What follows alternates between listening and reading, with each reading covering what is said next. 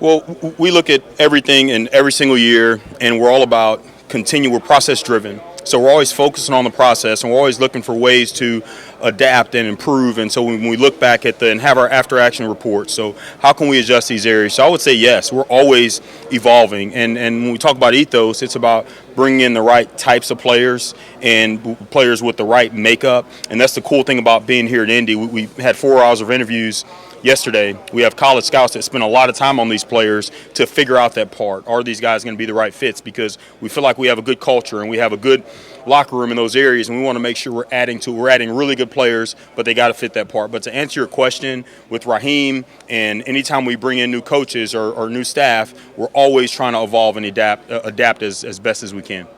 Terry, your time with the Saints, they didn't get a successor behind you. Is that factor in your decision? I see your shirt. What's that? Is that Mardi Gras or something on your shirt? What is? Saints Party Podcast. Okay, got it. Did that factor into your decision with last offseason having a quarterback for the present, but also for a quarterback for the future in regards to the draft? Yeah. Look, that's critical. At the end of the day, when you talk about building a team and building it the right way, you got to have, it's the most important position in pro sports, in my opinion. It's the most important thing. And the way, if you look at the history of the drafts, the way it works, the last time we had as many quarterbacks as we had last year was 2020. That draft when you had those quarterbacks that came out of there, and then you can have a draft where you don't get a starting quarterback out of it. So you just have to make sure when you see a quarterback that you believe can be a future franchise player, you have to do it. And that's the vision for that, and that's how you have to operate.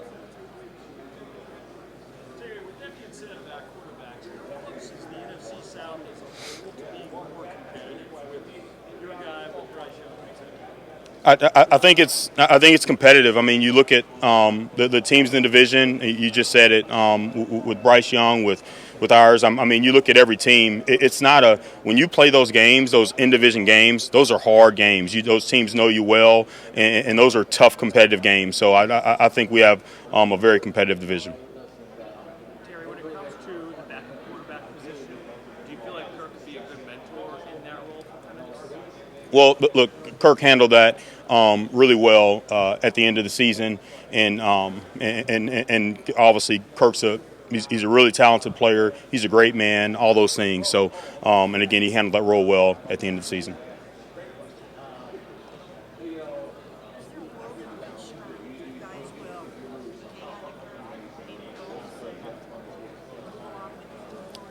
That's the plan at this point.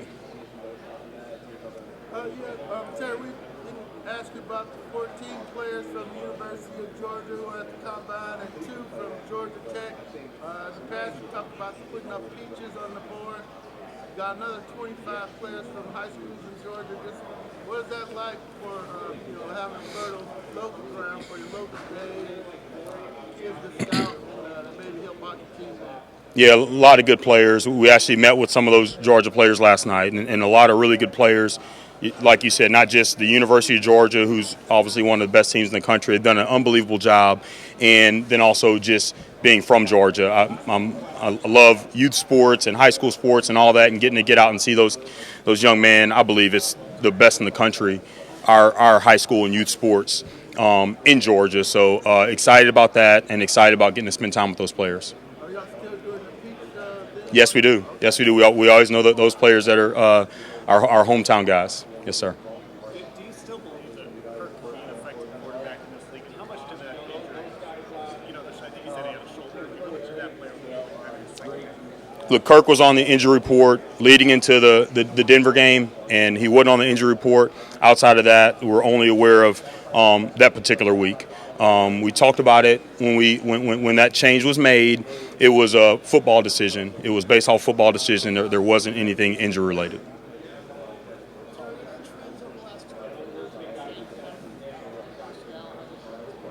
I'm sorry. Can you? I can't quite.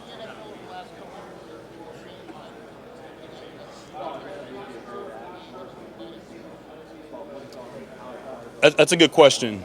And I think you always have to be adapting to the landscape of the league. You're always adapting, and yet there are always core values that you have. And up front, you have to be good up front. When you walk in there and you got some a big physical offensive line and you have a big physical defensive line, it's going to always it's going to make a difference. So I don't think that's changed. But then as you go through the process of other positions and what's critical, I think you always have to make sure you're adapting those areas. But up front, you got to be big and physical.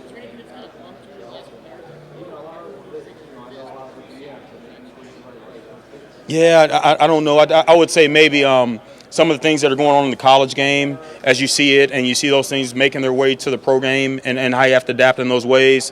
But, again, we're always going to be adaptive, but you better be good up front. So if I were to talk to you Monday and I said, hey, was it a successful week? And you say yes, because of what? What makes this, in your eyes, a successful week? Well, we're here to gather information.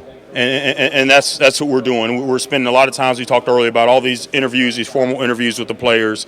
We're to gather information in that way. Usually you can spend time and see people face to face and talk about your roster and those things. And so you want to have that. But it's really about, we're still in the gathering information phase. So I would say it's a successful week if we go in with a plan to gather as much information as we can, and that's what makes it successful. More important, the 40, the medicals, or the interviews? You said the 40. The medical.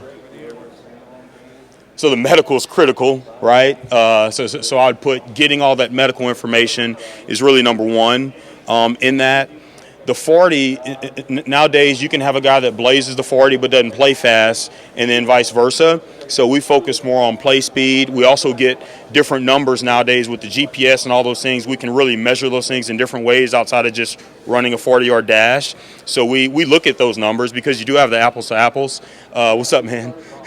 So we look at all those numbers, but I would say the medical's critical, not just the workouts. We're going to look at the other numbers, and the interviews are critical. You're spending time with those guys, and you think about, when you think back to different interviews, sometimes you get that blink reaction. Just spending 18 minutes with a guy, you really get a good feel for him, and vice versa. So it's all a part of the process, but the medical is critical. Finally for me, when it comes down to it, you mentioned the GPS speed, the medical. Can they play ball? Is it like the gut, the determining factor when you use a trigger on whoever you guys select?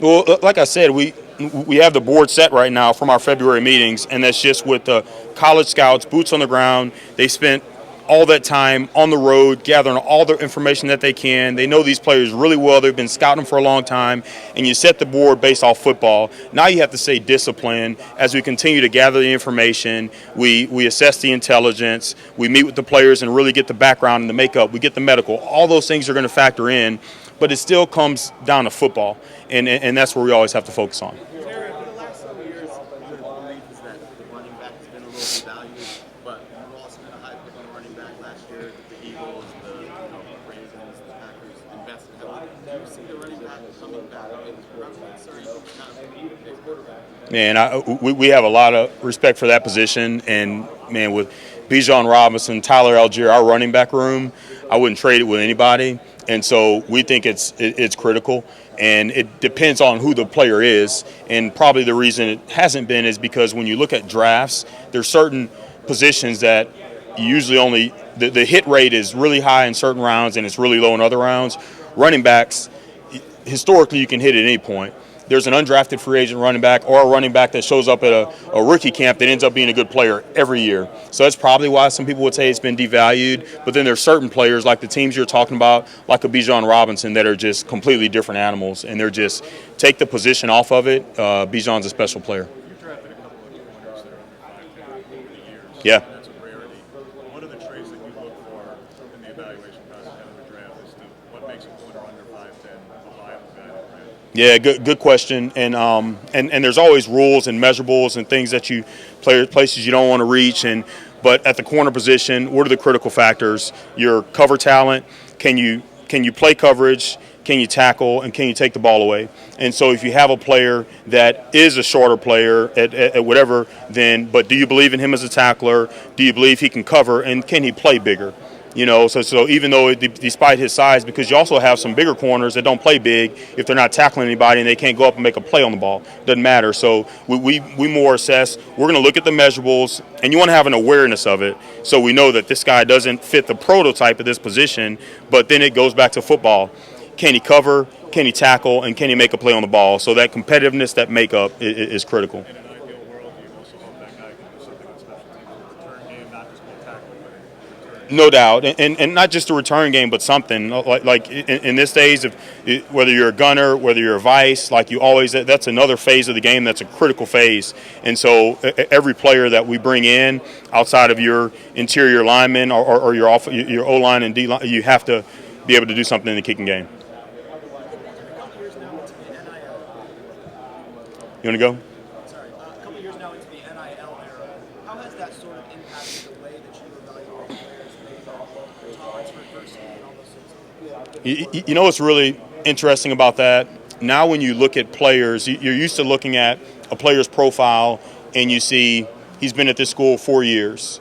Or it was more unique to see a player that's transferred. But now you can look at a player, or we're talking to a player last night that's been to 3 different schools, and he's 25 years old, married with 2 kids. So it's just a different level where you're used to seeing these 20-year-olds that only played 3 years at one school. What I would say the scouts do a really good job of, because the challenge that you have now is you have different – when a scout goes into a school and they're gathering information about a player that team has had them for 3 years, they recruited them, they've had them all those years. Now that's not the same, and so you're kind of piecing it together and getting information from people who didn't have them for as long, so that it makes it a little more challenging for the scouts. But ultimately, we still have to figure out a way to nail those makeups, figure out that part of it. You still want to know why. Why did a player leave and go to different schools? And so you want to answer those questions. Again, it's the same thing in high school, honestly, now. Like, again, we talked to a player that's been to multiple high schools and moved around. And so it's just a unique landscape that we're still figuring out, but we still have to make sure we focus on the makeup. And I would say our scouts do a really good job of that. Thanks.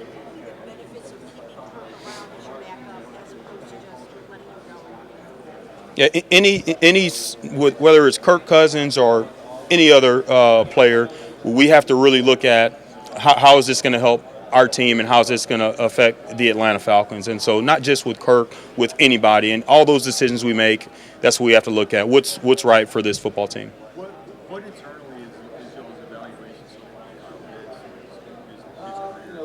far? Yeah, look, Kyle's a really talented player. He's done some really good things, and you can see, man, you can make a highlight tape and see all the good things that he's done. And we talked about that at the end of the season. We know there's a really high expectation for him. And so where we stand at this point, where Kyle, in his mind, this offseason, I'm going to do everything I can do to make sure I'm effective and I'm helping this team win. And the same with all of us in the building, with myself and everyone in the building, just like any other player. We're pouring into our players and making sure we're doing everything we can do. Again, I said after the season that when you take a player that high, we know there's a expectation, probably an unreal expectation for all those players, but we believe that Kyle's going to put everything he can do into it to be the best player he can for us, and we're going to do the same for him.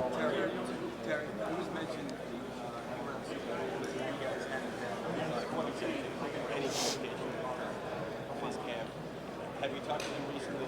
Like, how long can that go without communicating? I don't know where those things come from, but we keep those things private. With any player, we're always, whether we're talking to the representation, so much respect for Mike McCartney, Kirk Cousins, all that, but we're going to keep those things private. Like, we're not going to talk about with any communication with them or with anybody else on our team. You made it clear that he's going to continue Kirk with you guys. He's obviously disappointed once he was starter. But what leads you to be comfortable that he can be with Michael, that can be good work? That's the best. We just have to do what's right for the Atlanta Falcons, and so I said after the season, that's where we stood at that point, and we just always have to do what's right for the Atlanta Falcons.